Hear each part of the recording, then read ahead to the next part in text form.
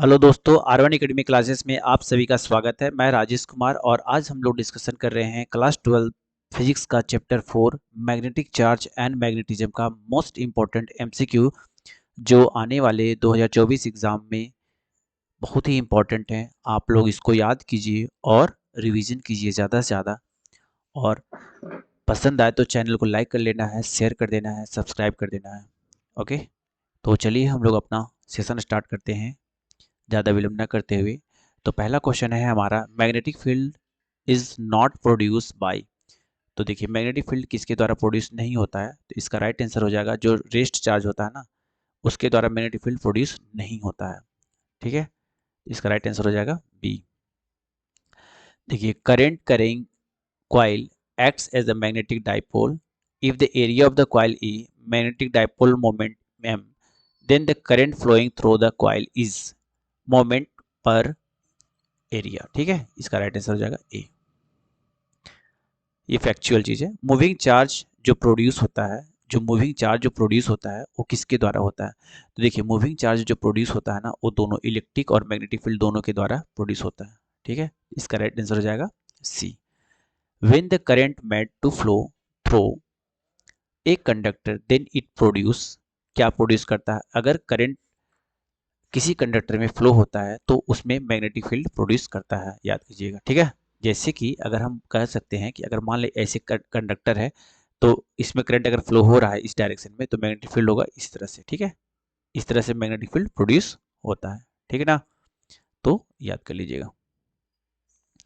Next next question है मेरा कि अगर आई एम्पियर करंट है आपका, है ना, आई एम्पियर करंट है और वो फ्लो होता है किसी वायर में। बोलता है आई एम्पियर करंट है flow through a wire of length l, it is placed parallel to the uniform magnetic field, then work done will be. तो वर्क डन उसका क्या होगा?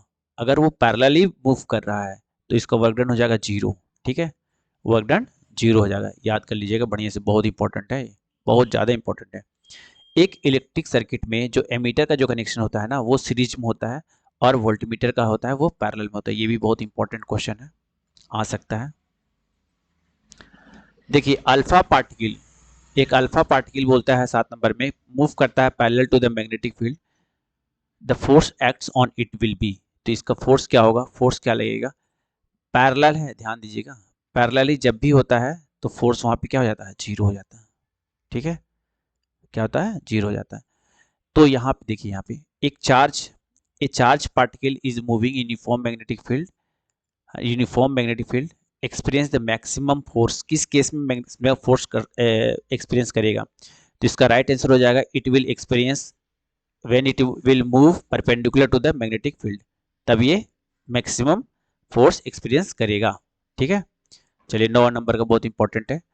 ए रेजिस्टेंस ऑफ द गैल्वेनोमीटर दिया हुआ आर जी और resistance of ammeter दिया हुआ R A and voltmeter का रेजिस्टेंस दिया हुआ आर बी। तो बताना है कि इसमें से कौन सही है। देखिए जो रेजिस्टेंस जो होता है ना वोल्टमीटर को सबसे ज्यादा होता है, उसके बाद गैल्वेनोमीटर, उसके बाद एमीटर, तो इसका राइट आंसर हो जाएगा सी। ठीक है, याद कर लीजिएगा, ये बहुत ही इंपॉर्टेंट है, बहुत ही ज्यादा इंपॉर्टेंट है। अगर कल के दिन आप लोग बीटेक करें या डिप्लोमा करने जा रहे हैं और इलेक्ट्रिकल इंजीनियरिंग ले रहे हैं तो उसमें भी इसका यूजेस है बहुत ज्यादा। देखिए 10वां नंबर क्वेश्चन बोल रहा है क्या, which of the following statement is incorrect. तो resistance of the ideal ammeter जो है वो इन्फिनिटीज होता है, resistance of the ideal ammeter जो होता है वो इन्फिनिटी होता है, ये रॉन्ग स्टेटमेंट है। ठीक है, तो इसका राइट आंसर हो जाएगा ए, है ना, क्योंकि इसमें बोला है इनकरेक्ट। ध्यान से देखिएगा, इस तरह का क्वेश्चन में ध्यान देना है, क्या इनकरेक्ट बोलता है, इनकरेक्ट, इनकरेक्ट मतलब जो गलत है वो बताना है। बाद बाकी आइडियल एमीटर का तो रेजिस्टेंस तुम्हारा जीरो होता है, ये सही है। टॉर्क जब एक्ट करता है, acting on the coil uniform magnetic field maximum when it is plate is parallel to the field, magnetic field is not uniform at the centre of the carrying conductor, है ना, ये सब चीज। देखिए magnetic effect of electric current कौन discover किया था? बहुत इंपॉर्टेंट है, Oersted, very very important MCQ, है ना। Proton in proton enter the uniform magnetic field 5 Tesla with velocity 5 into 10 to the power 7 meter per second right angle to the field, magnetic force acting on the proton। तो proton पे जो magnetic field जो act करेगा वो क्या कर सकता है? तो इसका राइट आंसर हो जाएगा 3.2 10 to the power -11। है ना। इसका राइट आंसर हो जाएगा 3.2 10⁻⁻11 इसका राइट आंसर हो जाएगा। ओके, तो देखिए इसका कैसे राइट आंसर हो सकता है। यहाँ पे क्या करना है,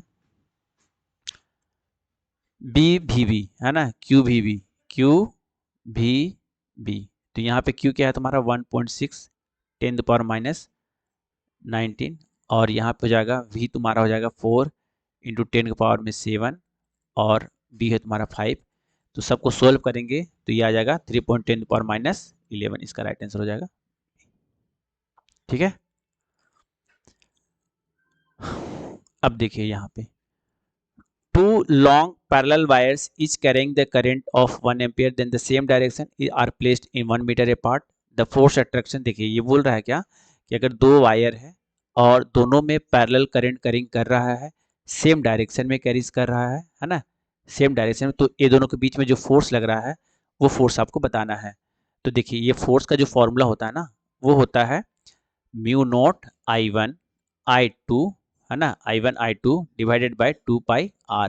तो देखिए यहाँ पे जो म्यू नोट है, म्यू नोट का वैल्यू क्या होता है 4 पाई 10 के पावर में -7 है ना, और I1 I2 दिया है 1 तो ये 1 1 हो जाएगा, और नीचे में 2 पाई R, वो भी R भी तुम्हारा 1 दिया है 2 पाई इंटू 1, तो ये पार्ट ये कट गया, ये कट गया, यहाँ आया 2, तो 2 इंटू 10⁻⁻7 इसका राइट आंसर हो जाएगा, है ना। तो 2 इंटू 10⁻⁻7 इसका राइट आंसर हो जाएगा, है ना, ये हो जाएगा इसका राइट आंसर ए। ठीक, अब देखिए 14 नंबर में देखिए क्या होता है। 14 नंबर में बोला है कि लॉरेंज फोर्स जो है वो किसको रिप्रेजेंट करता है। तो लॉरेंज फोर्स में क्या होता है ना, दोनों होता है, इलेक्ट्रिक फील्ड के द्वारा भी फोर्स लगता है और मैग्नेटिक फील्ड के द्वारा भी लगता है, तो इसका राइट आंसर हो जाएगा सी। देखिए magnetic field at a point at a distance r from the current carrying wire is proportional to 1/r², इसका राइट आंसर हो जाएगा डी, इसका राइट आंसर हो जाएगा डी। ठीक है, which of the following equation represent the Biot Savart's law, इसका right answer हो जाएगा dB is equal to mu naught by 4 pi ideal vector into r vector by r q, ये इसका राइट आंसर हो जाएगा। देखिए डायमेंशन ऑफ परमेबिलिटीज क्या होता है, डायमेंशन ऑफ परमेबिलिटीज जो होता है MLT-2 A-2 है ना, इसका राइट आंसर हो जाएगा A. If the number of turns in a moving coil galvanometer is increases, इसका तो इसका सेंसिटिविटी भी बढ़ता है, याद रखिएगा, अगर टर्न्स उसका हम बढ़ाएंगे तो इसका सेंसिटिविटी भी क्या होगा, बढ़ेगा, है ना, टर्न्स बढ़ेगा सेंसिटिविटी भी बढ़ेगा। ठीक, देखिए यहाँ पे जब मैग्नेटिक फील्ड का यूनिट क्या होता है, मैग्नेटिक फील्ड का यूनिट होता है वेबर पर metre square. Ampere circuital law क्या कहता है, circle integral of B vector dot D L equal to mu naught I, ये होता है तुम्हारा एम्पियर सर्किटल लॉ, है ना। When the ammeter is shunted it is measuring range, क्या होता है इसका मेजरिंग रेंज घट जाता है, जब उसको शंटेड करते हैं तो मेजरिंग रेंज इसका घट जाता है। चलिए ठीक है, an electron enter the perpendicular, an electron enter the perpendicular to a uniform magnetic field, the path of the electron will be circular mode में रहता है। ठीक है, dimension of magnetic field is ML0T-2 A-1 है ना, ML0T-2 A-1। What is the effect of increasing the number of turns on magnetic field produced due to the circular coil? ठीक, तो इसका आंसर हो जाएगा इंक्रीज, ये इंक्रीज करने लगता है ना। Mention the SI unit of magnetic field, तो मैग्नेटिक फील्ड का SI unit very simple, tesla, tesla जो होता है। What is the Lorentz force, Lorentz force क्या है, जो force on moving the charge in magnetic field, है ना, ये होता है लॉरेंज फोर्स। 27 का, charge is moving in uniform magnetic field such that velocity v parallel to b, then the force acting on the, देखिए जब भी चार्ज यूनिफॉर्मली रहे और पैरेलल टू मूव करे तब याद रखिएगा हमेशा उसका वैल्यू हो जाएगा जीरोस, है ना, जीरो हो जाता है। नेक्स्ट देखिए यहाँ पे बोलता है कि जब चार्ज है Q है मूव कर रहा है यूनिफॉर्म मैग्नेटिक फील्ड में लेकिन परपेंडिकुलरली मूव कर रहा है, तो यहाँ पे जो चार्ज होगा ना वो मैक्सिमम होता है और हो जाता है QVB, है ना। देखिए पैरेलल में क्या होता है, एंगल जीरो होता है ना, QVB साइन थीटा, तो थीटा का मान जहाँ 0 तो इसका वैल्यू क्या हो जाएगा 0, और जहाँ 90 डिग्री तो यहाँ पर हो जाएगा ये मैक्सिमम। इसीलिए पैरेलल में क्या होता है मैक्सिमम, और सॉरी पैरेलल में मिनिमम और परपेंडिकुलर में मैक्सिमम होता है, ठीक है, इसीलिए ऐसा होता है। देखिए two parallel conductor carrying the current in same direction, अगर सेम डायरेक्शन में दो कंडक्टर अगर सेम डायरेक्शन में करंट को कैरीज कर रहा है तो क्या होगा, सेम डायरेक्शन में अगर कर रहा है तो वहां पे अट्रैक्टिव इन नेचर का फोर्स लगेगा, ठीक है, ये याद कर लीजिएगा। देखिए इफ तीसरा नंबर में, if current loop of a wire is triple, current loop of wire is triple, it's magnetic moment will be, क्या हो सकता है, वो भी ट्रिपल होगा, ठीक है। What is the use of galvanometer, galvanometer का यूज होता है measure the deflection when the current is pass through the circuit, ये मेजर करने के लिए इसका होता है, इसका राइट आंसर हो जाएगा ए। डायमेंशन ऑफ मैग्नेटिक मोमेंट, इसको याद कीजिएगा, डायमेंशन जो मैग्नेटिक मोमेंट का होता है m0 l square t0 a1, ठीक है, इसका आंसर हो जाएगा A. SI unit of magnetic moment, magnetic moment का ऐसा यूनिट होता है ampere metre square. Do the magnetic field, do the magnetic field lines always form the close loop, yes close loop बनाता है। When the magnetic dipole is placed in uniform magnetic field, it will experience the torque but not the force, इसका right answer हो जाएगा B, ठीक है, इसका right answer हो जाएगा बी। तो ये मोस्ट इंपॉर्टेंट एमसीक्यू था चौथा चैप्टर का क्लास 12 का, आप लोग इसको देखिए, याद कीजिए, रिवीजन कीजिए, बहुत ही इंपॉर्टेंट है, आएगा इससे गारंटी है क्वेश्चन। और चैनल को लाइक करना है, शेयर करना है, सब्सक्राइब करना है, और ज़्यादा से ज़्यादा इसको शेयर कर देना, ओके, और कमेंट बॉक्स में कमेंट करना, ओके, थैंक यू।